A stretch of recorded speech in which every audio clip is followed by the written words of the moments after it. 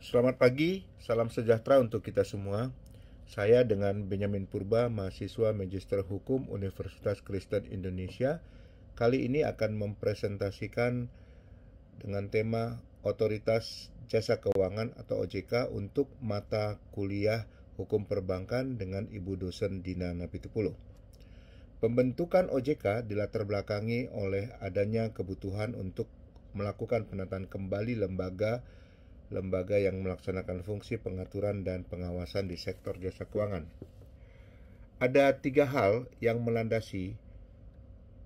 Pertama adalah amanat Undang-Undang Nomor 23 Tahun 1999 tentang Bank Indonesia sebagaimana telah beberapa kali mengalami perubahan.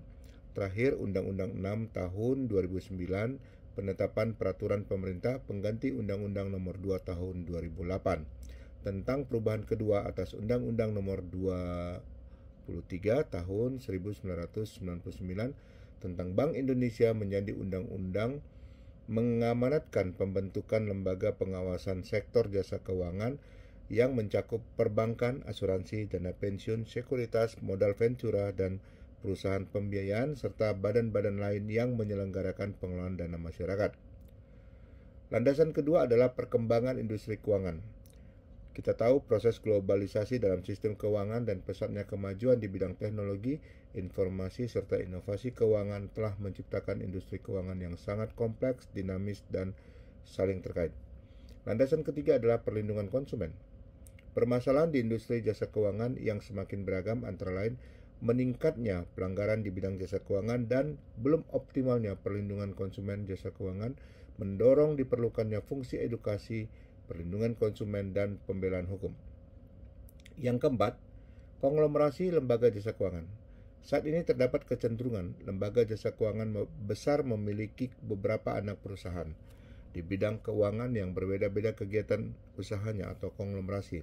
Misalnya, satu bank memiliki anak perusahaan dalam bentuk asuransi, perusahaan sekuritas, perusahaan pembiayaan, dan dana pensiun. Konglomerasi lembaga keuangan tersebut mendorong terciptanya kompleksitas kegiatan usaha lembaga jasa keuangan. Kelima adalah koordinasi lintas sektoral. Restrukturisasi organisasi sistem pengaturan dan pengawasan keuangan di Indonesia melalui Undang-Undang Nomor 11 Tahun 2011 tentang Otoritas Jasa Keuangan menyebabkan koordinasi pengawasan sistem keuangan secara keseluruhan di Indonesia menjadi lebih mudah dan sederhana.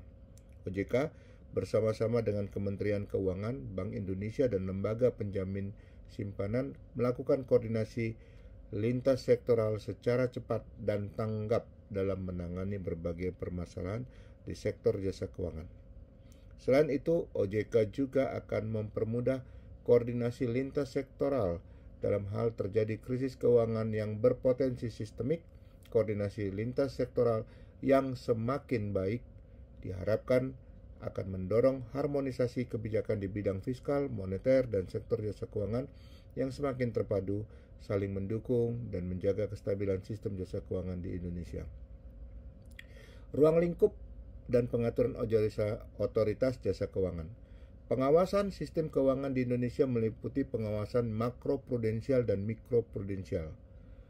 Pengawasan makroprudensial mengacu pada stabilitas sistem keuangan secara menyeluruh terhadap industri jasa keuangan, sedangkan pengawasan mikroprudensial mengacu pada stabilitas industri dan lembaga jasa keuangan. Pengawasan mikroprudensial memiliki peran yang penting bagi setiap individu lembaga jasa keuangan, mengingat kelangsungan usaha setiap lembaga jasa keuangan harus dipantau secara terus-menerus dan sistematis. Tujuan dibentuknya undang-undang tentang OJK adalah agar seluruh unsur atau aspek penyelenggaraan sektor jasa keuangan dapat terorganisir dengan baik, serta sistem keuangan yang berkelanjutan dan stabil dapat tumbuh dengan baik sehingga kepentingan konsumen dan masyarakat pun dapat terlindungi. Pada umumnya, lembaga keuangan didefinisikan sebagai setiap perusahaan yang menjalankan kegiatan usahanya dalam bidang keuangan, baik menghimpun, menyalurkan dana, atau keduanya. OJK sebagai lembaga pengawasan juga tetap memerlukan garansi terhadap sumber pembiayaan yang mampu mendukung efektivitas pelaksanaan tugas yang lebih independen dalam bidang regulasi dan supervisi sektor jasa keuangan. Sedangkan terkait dengan tugas pengawasan, OJK berwenang untuk menetapkan kebijakan operasional pengawasan terhadap kegiatan jasa keuangan, mengawasi pelaksanaan tugas pengawasan yang dilaksanakan Kepala Eksekutif, melakukan pengawasan, pemeriksaan, penyidikan, perlindungan konsumen, dan tindakan lain terhadap lembaga jasa keuangan, pelaku dan atau penunjang kegiatan jasa keuangan sebagaimana dimaksud peraturan perundang-undangan di sektor jasa keuangan.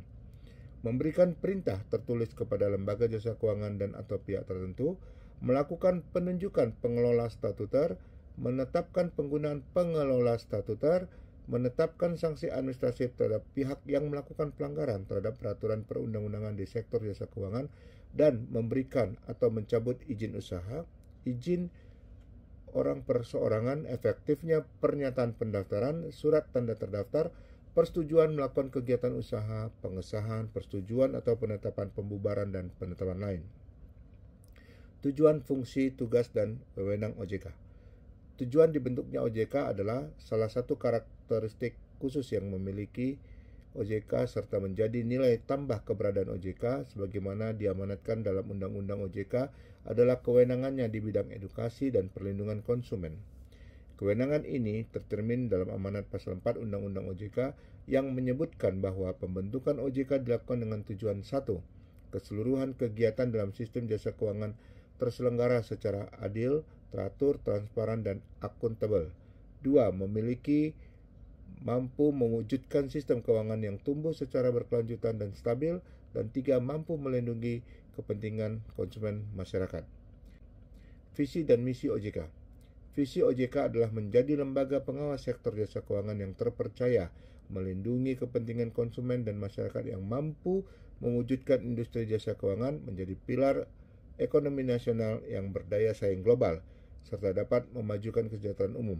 Misinya adalah mewujudkan terselenggaranya seluruh kegiatan dalam sektor jasa keuangan secara teratur, adil, transparan, dan akuntabel. 2. Mewujudkan sistem keuangan yang tumbuh secara berkelanjutan dan stabil dan melindungi kepentingan konsumen dan masyarakat. Fungsi dan tugas OJK. Fungsi dan tugas OJK adalah menyelenggarakan sistem pengaturan dan pengawasan yang terintegrasi terhadap seluruh kegiatan dalam sektor jasa keuangan. OJK adalah lembaga yang independen, bebas dari campur tangan pihak lain. OJK melaksanakan tugas pengaturan pengawasan terhadap kegiatan jasa keuangan sektor perbankan, pasar modal, perasuransian, dana pensiun, lembaga pembiayaan, dan lembaga jasa keuangan lainnya. Wewenang OJK. Wewenang pengaturan OJK adalah menetapkan peraturan pelaksanaan Undang-Undang OJK, peraturan perundang-undangan di sektor jasa keuangan, peraturan mengenai pengawasan, dan peraturan mengenai tata cara penetapan perintah tertulis.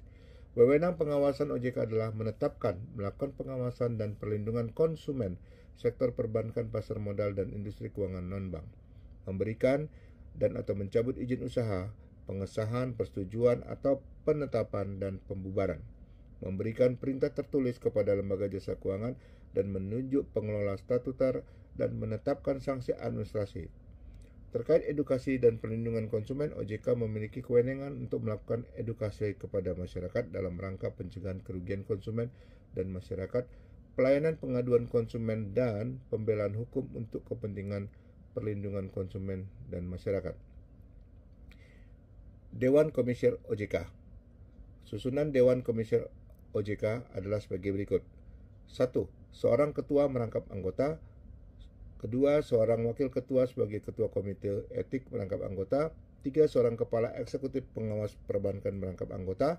Seorang kepala eksekutif pengawas pasar modal merangkap anggota. Seorang kepala eksekutif pengawasan perasuransian, dana pensiun, lembaga pembiayaan, lembaga jasa keuangan lainnya.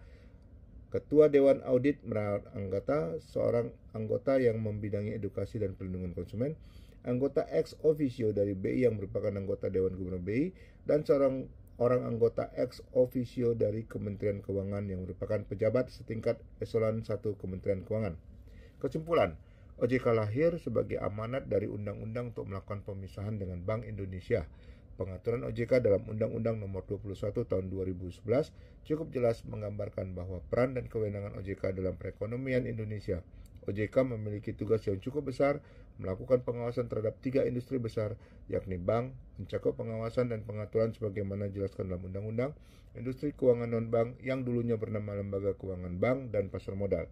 Visi OJK menjadi lembaga pengawas sektor jasa keuangan yang terpercaya, melindungi kepentingan konsumen dan masyarakat, dan mampu mewujudkan sektor jasa keuangan menjadi pilar ekonomi nasional yang berdaya saing global. OJK memiliki fungsi sebagai penyelenggara sistem pengaturan dan pengawasan yang terintegrasi terhadap keseluruhan kegiatan di dalam sektor jasa keuangan. Terima kasih.